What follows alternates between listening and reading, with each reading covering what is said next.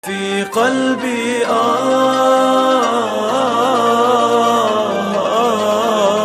رسول الله في قلبي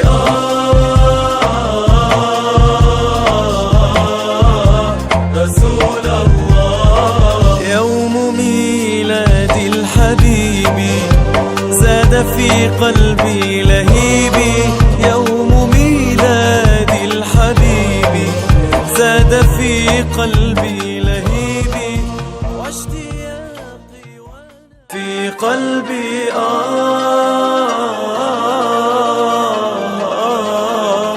رسول الله في قلبي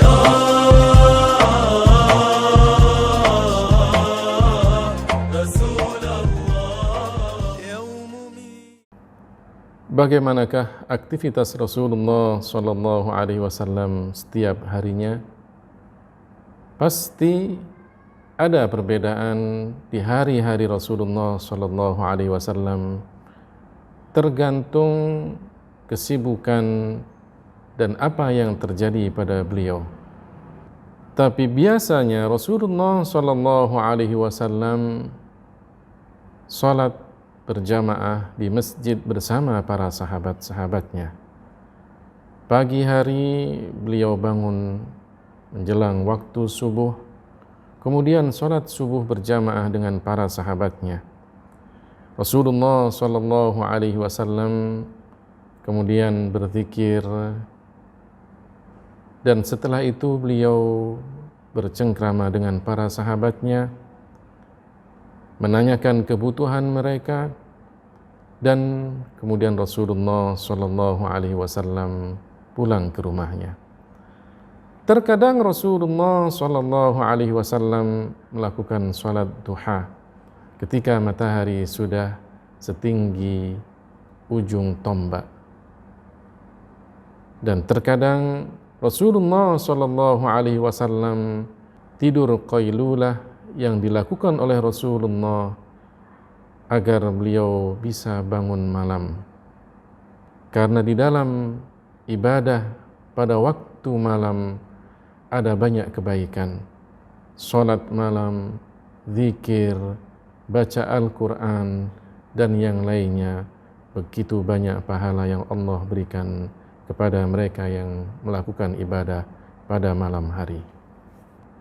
Seringkali Rasulullah Shallallahu Alaihi Wasallam jika ingin menyampaikan khutbahnya, beliau lakukan setelah sholat zuhur. Beliau menyerukan as-salatu jami'ah. Maka kemudian para sahabatnya datang. Selesai sholat zuhur, Rasulullah Shallallahu Alaihi Wasallam naik ke atas mimbar. Beliau mengajarkan para sahabatnya ilmu agama, mengingatkan mereka, memberikan petunjuk kepada mereka, dan itu beliau lakukan setelah selesai sholat zuhur. Di waktu asar, Rasulullah Shallallahu Alaihi Wasallam selesai sholat asar, beliau tidak tidur, karena beliau tidak suka tidur setelah selesai sholat asar. Rasulullah Shallallahu Alaihi Wasallam makan seadanya, dan beliau tidak pernah mencela makanan. Dan kebiasaan orang Arab ketika itu adalah makan 2 kali dalam sehari. Sekali menjelang waktu zuhur, dan makan berikutnya adalah menjelang petang. Makan menjelang waktu zuhur dinamakan dengan istilah ghadha, dan makan menjelang waktu petang dinamakan dengan istilah asya. Di malam hari Rasulullah Shallallahu Alaihi Wasallam salat maghrib berjamaah, kemudian dilanjutkan dengan salat isya berjamaah di masjid. Setelah itu Rasulullah Shallallahu Alaihi Wasallam pulang ke rumahnya. Rasulullah tidak sering bergadang, tapi biasanya Rasulullah bercengkrama dengan istri-istrinya, menyenangkan hati mereka, dan kemudian beliau tidur agar bisa bangun malam. Ketika Rasulullah Shallallahu Alaihi Wasallam di dalam rumahnya, Beliau membagi waktunya menjadi 3 bagian. 1 bagian untuk ibadah, bagian yang kedua untuk keluarganya, dan bagian ketiga untuk diri beliau. Bagian yang pertama adalah untuk ibadah, salat fardu, salat sunnah, baca Al-Quran, zikir, dan ibadah-ibadah yang lainnya. Bagian yang kedua adalah untuk keluarganya, istri-istri beliau. Beliau mengajar mereka, bercengkrama dengan mereka, menanyakan keperluan mereka, menyelesaikan permasalahan di antara mereka. Rasulullah SAW ketika di rumahnya adalah layaknya manusia yang lainnya, sederhana, penuh dengan rendah hati. Beliau Rasulullah SAW yang ketika berada di dalam rumahnya, beliau memperbaiki sendalnya, memerah air susu dari hewan ternaknya, dan beliau yang membersihkan bajunya. Bagian yang ketiga adalah bagian untuk diri beliau. Rasulullah SAW tidak memanfaatkan hanya untuk diri beliau, tapi Rasulullah membagi 2, untuk diri beliau dan untuk umatnya. Inilah mulianya Rasulullah SAW. Beliau lebih mengutamakan umatnya.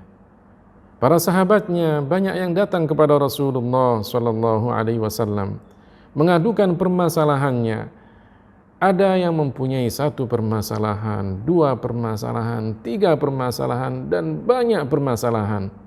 Rasulullah SAW melayani mereka. Yang susah didoakan oleh Rasulullah agar selesai dan cepat diangkat kesusahannya. Yang punya kebutuhan dipenuhi kebutuhannya oleh Rasulullah SAW. Rasulullah mengajar mereka, memberikan petunjuk kepada mereka, menasihati mereka, dan Rasulullah terkadang menyampaikan kepada mereka, ala falyuballighis syahidu minkumul ghaib.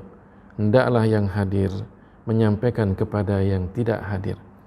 Bahkan Rasulullah mengatakan kepada mereka, jika ada yang tidak bisa datang untuk menyampaikan hajatnya sendiri kepada saya, maka sampaikan hajat mereka kepada saya.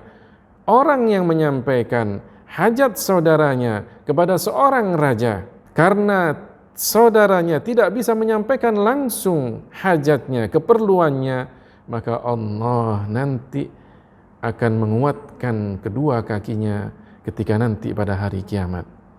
Karena orang ini telah menggerakkan kakinya, berusaha untuk datang kepada seorang sultan, penguasa, karena ingin menyampaikan hajat dan keperluan saudaranya, maka nanti di akhirat akan dikuatkan kakinya oleh Allah Subhanahu wa taala. Sungguh mulia Rasulullah SAW. Beliau selalu ingin diberitahukan tentang keperluan umatnya, sahabat-sahabatnya. Bahkan kemudian beliau berpesan, jika ada yang tidak bisa datang untuk menyampaikan sendiri hajatnya, maka sampaikan hajat saudara kalian kepadaku, kata Rasulullah SAW. Suatu ketika Rasulullah SAW beliau sedang musafir. Kemudian beliau datang dan beliau bertanya tentang seseorang yang biasanya membersihkan masjid. Maka kemudian para sahabatnya mengatakan, ya Rasulullah, beliau sudah meninggal dunia tadi malam dan sudah kami kuburkan. Rasulullah SAW mengatakan kepada para sahabatnya, kenapa kalian tidak memberitahukanku? Rasulullah SAW karena kemuliaan beliau kemudian minta ditunjukkan kuburannya dan kemudian salat di depan kuburannya. Inilah Rasulullah SAW yang ingin selalu memenuhi hajat dan keperluan sahabat-sahabatnya. Rasulullah SAW mendoakan umatnya burika li ummati fi bukurihim. Semoga Allah memberikan keberkahan kepada umatku dalam kepagi-pagian mereka. Artinya Rasulullah SAW menginginkan kita, menganjurkan kepada kita agar kita memulai aktivitas kita di pagi hari.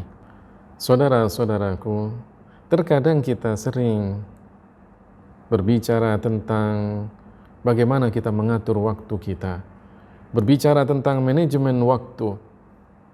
Tapi lihatlah pada sejarah Rasulullah SAW, waktu-waktu beliau, hari-hari beliau tidak pernah ada yang berlalu dengan sia-sia, tidak berlalu tanpa ada manfaat dan kebaikannya. Semua waktu beliau penuh dengan keberkahan. Rasulullah SAW diangkat menjadi nabi ketika beliau umur 40 tahun. Kemudian beliau meninggal dunia dalam usia 63 tahun. Artinya 23 tahun beliau berdakwah. Beliau membimbing para sahabatnya, mengajarkan mereka, memberikan petunjuk kepada mereka, memberikan nasihat kepada mereka. Nasihat-nasihat tentang kehidupan, nasihat-nasihat tentang ibadah, nasihat-nasihat tentang peradaban.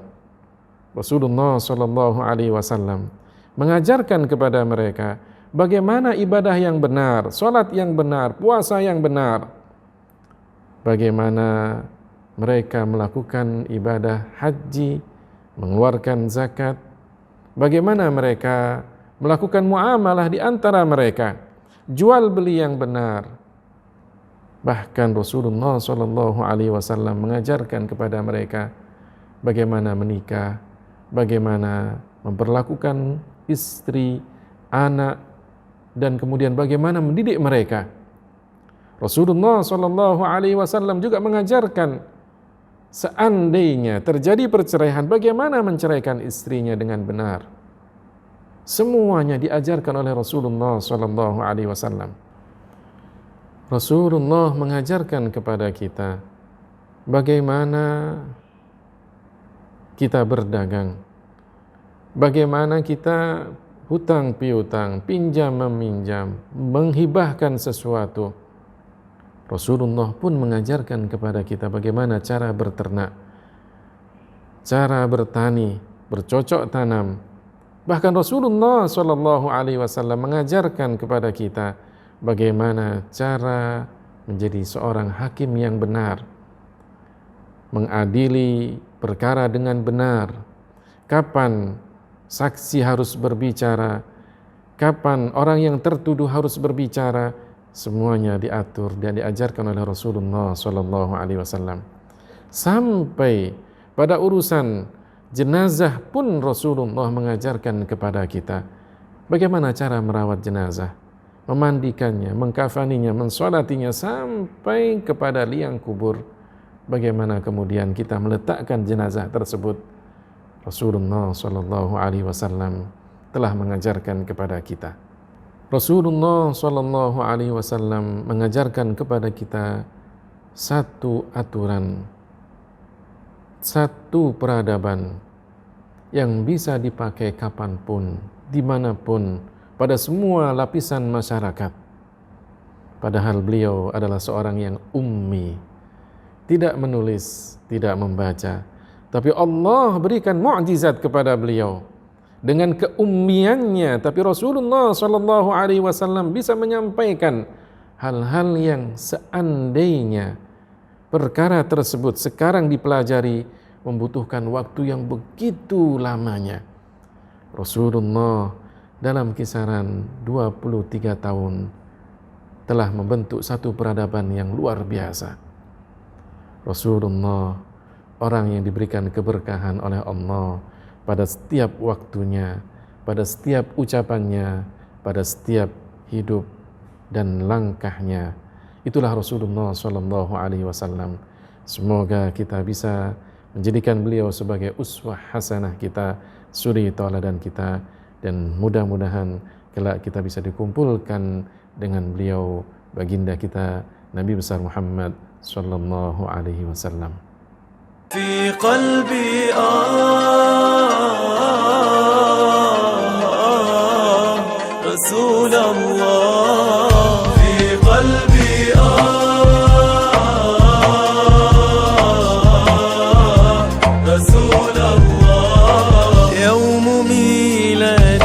الحبيب زاد في قلبي لهيبي يوم ميلاد الحبيب زاد في قلبي لهيبي واشتياقي